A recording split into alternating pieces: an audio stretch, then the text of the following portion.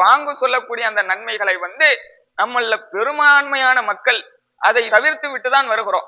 அப்ப இது பற்றியான இன்னும் கூடுதலான சிறப்புகள் ஹதீஸ்ல என்ன சொல்லப்பட்டிருக்கிறது என்று கேட்டால், நபி ஸல்லல்லாஹு அலைஹி வஸல்லம் அவங்க சொல்றாங்க, லவ் யஅலமுன் நாசு மா ஃபின் நிதாயி வஸ்ஸஃபில் அவ்வல் சும்மலம் யஜிது இல்லா ஐ யஸ்தஹிமு அலைஹி லஸ்தஹமு. பாங்கு சொல்வதனுடைய நன்மைகளையும் ஜமாத்து தொழுகையில் முதல் சப்பில் நிற்பதனுடைய நன்மைகளையும் மக்கள் அறிந்து கொண்டார்கள் என்று சொன்னால் அதற்காக போட்டி போட்டு கொண்டு வருவார்கள். அவங்கள யாருக்கு முதலிடம் கொடுக்க வேண்டும் என்பதில் சீட்டு குலுக்கி போடக்கூடிய நிலை ஏற்பட்டாலும் அதற்கும் அவர்கள் தயாராகி விடுவார்கள் என்று ரசூலுல்லாஹ் இந்த ஒரு சிறப்பை சொல்றாங்க. இதுல இரண்டு விஷயங்கள், அதாவது பாங்கு சொல்வதனுடைய நன்மைகளும் மார்க்கத்துல சொல்லப்படவே இல்லை, ஜமாத்து தொழுகையினுடைய முதல் சப்பினுடைய நன்மைகளும் மார்க்கத்தில் சொல்லப்படவே இல்லை.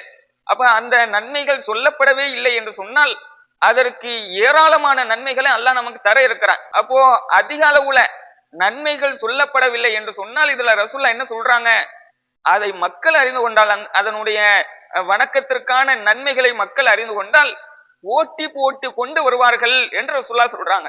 அந்த அளவுக்கு அதிகமான நன்மைகளை அல்லாஹ் பாங்கு சொல்வதற்கு கொடுக்கிறான் என்றால் அப்ப நாம இந்த நன்மைகளை பெறணுமா இல்லையா, இந்த காரியம் நம்மள்கிட்ட இருக்க வேண்டுமா இல்லையா, அப்ப இதை அற்பமாக கருதக்கூடிய நிலை நம்மிடம் இருக்கக்கூடாது என்பதை விளங்கிக் கொள்ள வேண்டும்.